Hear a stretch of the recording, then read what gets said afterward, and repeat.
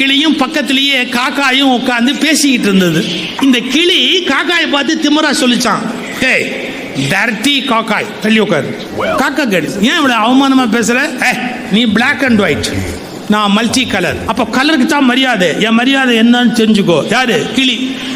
காக்கா சொல்லிச்சு, நான் ஏதோ பிளாக் அண்ட் ஒயிட்டா போயிட்டேன், ஒருவேளை கடவுள் என்ன படைக்கிற போது கரண்ட் கட்டா போச்சோ என்னமோ, எனக்கு எப்படி தெரியும், நான் கொஞ்சம் கருப்பா போயிட்டேன்.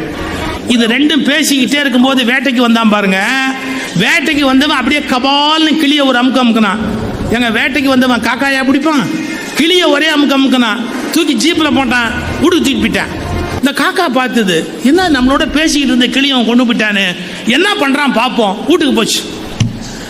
அங்க போனா அவன் கிளிய பேசுறதுக்கு பழக்கிறான். எப்படி தெரியுமா பழக்குவாங்க? பூண்டு இருக்குது இல்லையா, கார்லிக் பூண்டு, அதை எடுத்து நெருப்புல சுட்டு கிளி நாக்குல வைக்கிறான், கிளிக்கு குழையறதுக்காக. என்ன சொல்லி கொடுத்தான்? குட் மார்னிங் சொல்லுன்னா. கிளிக்கு குட் மார்னிங் வரல, பூண்டை சுட்டு நாக்குல வச்சுட்டான்.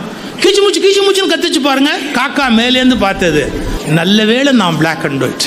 கொஞ்ச நேரம் ஆச்சு சார், அன்னைக்கு அமாவாசை.